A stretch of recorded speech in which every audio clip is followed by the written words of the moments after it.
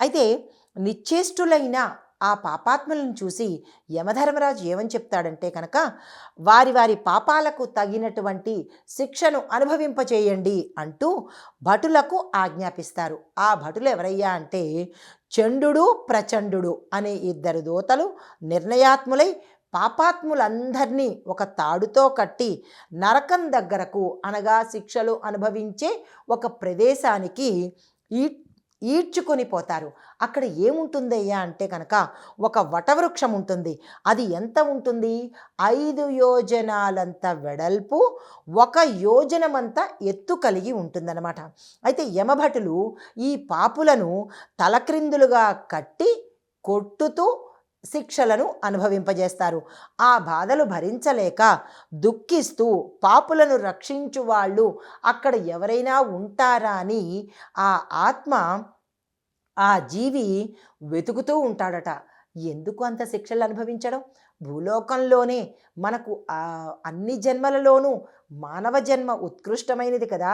భగవంతుడు మనకి అన్ని జ్ఞానాలను ఇచ్చాడు కదా. ఎందుకు కావాలని పాపం చెయ్యడము, చెడు కర్మలు చెయ్యడము, మళ్ళా అక్కడికి వెళ్ళి యమపురిలో శిక్షలు అనుభవిస్తూ ఎవరు నన్ను ఆదుకుంటారు అని వెతికే అంత కర్మ ఎలా? అయినప్పటికీ ఎంత తెలిసినా కానీ పాపాల వైపే మానవుడు మొగ్గు చూపుతాడు కానీ పుణ్యాల వైపు కానీ పుణ్య శ్రవణ కీర్తన కానీ ఒక్కనాడైనా తన చెవిలో తీసుకువెళ్ళడు. అయితే ఇలా వేలాడుతున్న పాపులు యమభటులను అనేక విధాలుగా రక్షించండి రక్షించండి అని ప్రాధేయపడతారట.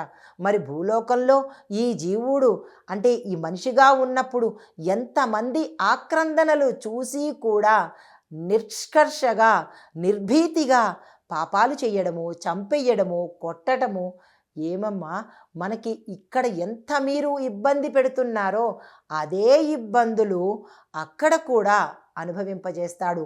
అప్పుడు గుర్తుకొస్తుంది, అయ్యో భూలోకంలో నేను ఎంత ప్రాధేయపడ్డారు, ఎంత నన్ను బ్రతిమాలాడారు, అయినప్పటికీ నేను వినకపోతేనే, అయినప్పటికీ చెవిని పెట్టకుండా చెడు కర్మలు చేస్తూ వచ్చానే అని అప్పుడు అక్కడ ఆ జీవాత్మకి అర్థమవుతుందన్నమాట. కానీ యమభటులు ఒక్కరూ రక్షించడానికైతే రాలేదు. వాళ్ళు రక్షించేవాళ్ళు కాదు, శిక్షలను అనుభవింపచేసేవాళ్ళు. ఎవరయ్యా రక్షించాలి అంటే ఆ శ్రీమన్నారాయణుడు తప్ప మరొక్కడు లేదు రక్షించేందుకు.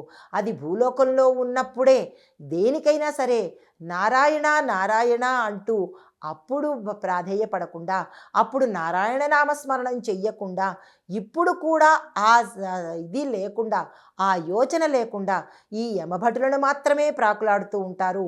వాళ్ళనే ప్రాధేయపడుతూ ఉంటాడా జీవుడు.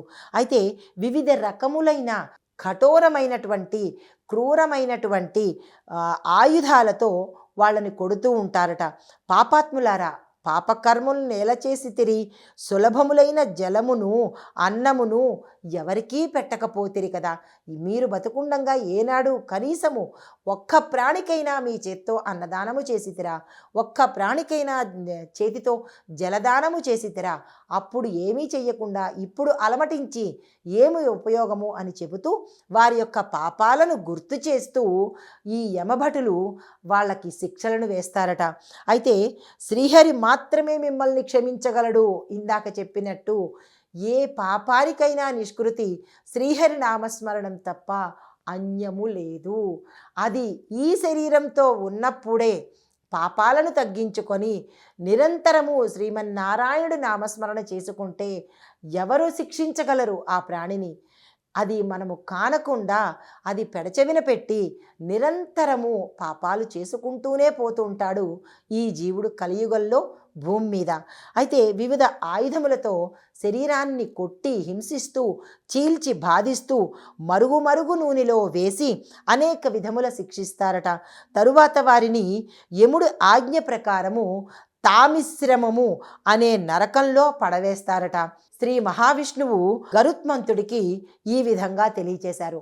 ఆ తరువాత ఖగరాజు అనగా పక్షిరాజు సర్వలోక పూజ్యుడైనటువంటి వైకుంఠవాసుడైనటువంటి శ్రీమన్నారాయణుడి భక్తితో నమస్కరించి, ఓ కరుణానిధి, నరకములు ఎన్ని రకములు, వాటి స్వరూపమెట్టిది, అందు బాధలు చెందు వారికి ఎటువంటి తరుణోపాయము తెలియపరచవలసింది అని చెప్పి సవివరంగా ఈ అధ్యాయంలో ఆ స్వామివారికి ఈ గరుత్మంతుడు పక్షిరాజు మన తరపు నుంచి, మానవుడి తరపు నుంచి విన్నవించుకుంటాడంట. ఏ పాపము చేస్తే ఎటువంటి ఫలితాలు వస్తాయి, అసలు పాపము చెయ్యకుండా మానవ జన్మ ఉంటుందా అనేది, ఉండాలి అంటే ఈ మానవుడు భూమి మీద ఎటువంటి పనులు చేసుకోవాలి అనేది సవివరంగా తెలియజేయవలసిందని చెప్పి ఈ ఖగరాజు ఆ శ్రీమన్నారాయణుడిని, వైకుంఠవాసుణ్ణి, మహావిష్ణువుని కరములు ఓడ్చి అంటే చేతులు ఎత్తి దండం పెడుతూ మన తరపు నుంచి అడుగుతారంట. ఇది ఈ భాగంలో ఈ అధ్యాయంతో సమాప్తము.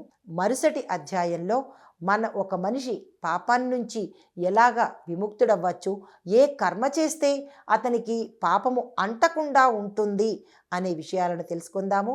హరి ఓం.